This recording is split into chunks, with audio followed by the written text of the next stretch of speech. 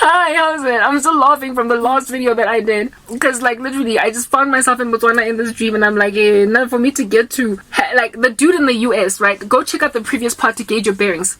The dude from the United States didn't even get to finalize his visa and his passport. Things, like, broke apart real quickly. So for this guy to get me in an aeroplane and then land in Botswana on some Minanyo Chata, he had to have been so neat and so precise and so without any flaw. Like, he would have had to basically been like a hot knife through butter with me. It would have had to go so swimmingly and so smoothly to get a woman so guarded, to down tool sufficiently enough to allow a man to buy her an airplane ticket to fly to another country to go marry him. This guy, guys, like, I understood when I landed in Bots, right, that he had flown me there. He had bought me a flight ticket. Now, I currently don't have a passport. It expired long ago. I've been prosecuted for like a minute, okay? So he would have had to... I'm also broke, like, no man's business, right? Ek is 'n arme skepsel julle. So this dude would have had to finance my acquisition of things like passports and all other different kinds of documentation that you need in order to cross borders, alright? I don't know if you need a visa to go to Botswana. I don't think so. But anyway, whatever. Righto. He would have had to finance all that and basically wait for me to get all that did, and whatever process is involved in bringing a woman into your land so as to marry her, so she's going to permanently stay there. She's not just visiting for a bit,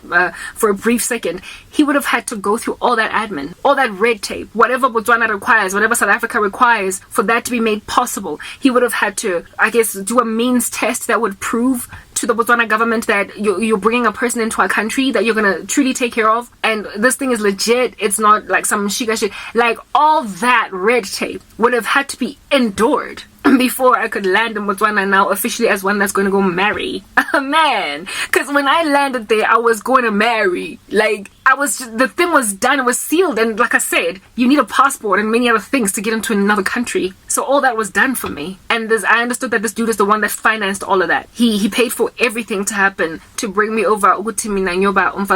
Right? Very well. But like I said, as soon as I landed in Bots, I was all like sorrowful. There was just this like feeling of foreboding. And like I said as well, for a dude that I met online to get me to so much as talk to him, given the trauma I had with the dude from the United States, it would take a lot. And this guy would have gotten through all that red tape. He would have prospered to pierce past what appears to be an impossible veil with me.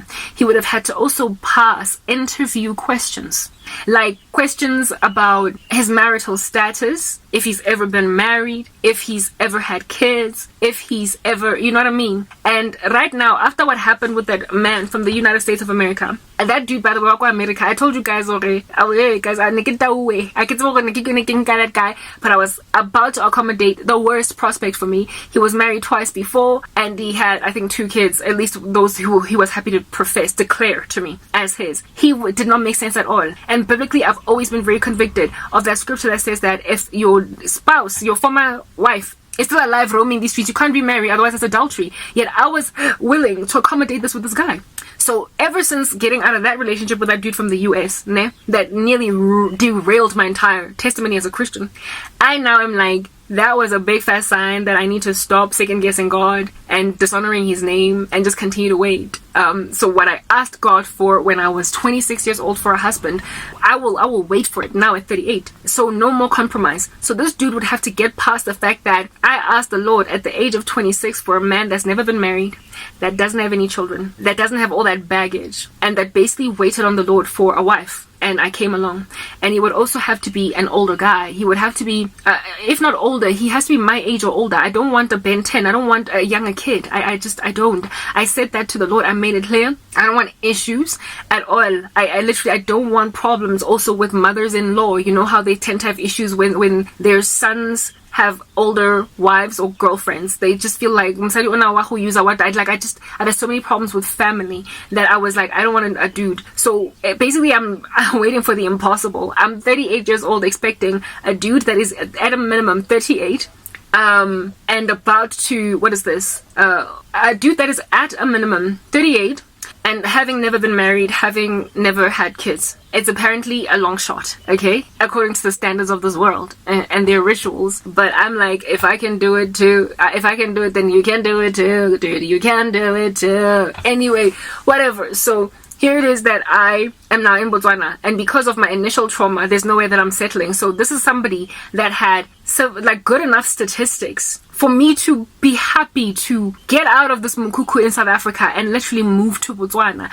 It would be a man that I would have had to spoken with for a sufficient enough amount of time and gotten to interact with him and prayed a lot about him, and I would trust him enough to allow myself the vulnerability of being flown to another country altogether, literally just with no protection from anyone other than him. No protection from anyone other than him. Trust his character sufficiently enough to throw myself in a different country. I mean, guys, if I get harassed and lambasted by a dude wase KwaZulu, I can just take a Greyhound. It's cheap and come to South Africa. No, South Africa king Joburg. Ke go tla fela gae. Ha nka lemetswa ke monna ko thokoza. I suka taxi nje fela khomba I'm back. Crash up, I'll use my car. Can't take my car to Botswana. Well, I could actually drive my car, but in that dream, I flew. But you can't just decide, I want to go home from Botswana. You can't just be like, you know what, I'm sick and tired at a dinner, throw your toys out the cot and just get in your car and drive back to Rodiport from Sandton. Like, if your boyfriend stays in Thokoza or in Spruitview, you can't just be like, you know what, I'm fed up with you, get in your car and go back to Soweto, Kopimville. It's Botswana and South Africa. You understand what I'm saying?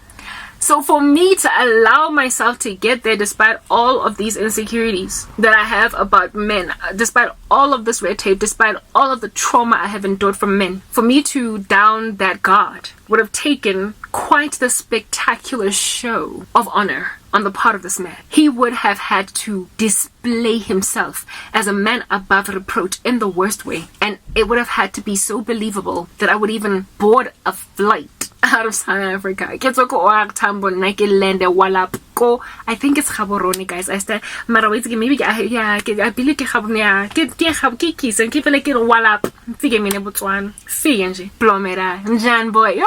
here it is that and I say yo because I'm just thinking about it now. I'm scared because I'm so traumatized. But in this dream, my fears were not even so much about my safety in this place. In the space, my fears were in compromise and sorrow, sadness, just a feeling. I mean, imagine just being married to a guy that doesn't necessarily treat you badly, but yes, like it, man, you know since you know you're not okay, you know this is not where you're supposed to be, you just know that that something's up here, yeah, okay. So I'm here now in Botswana in this dream, and then just as I land, how unfortunate for the Karabo, as I land, this feeling of foreboding comes only upon landing. Let's go to the next part.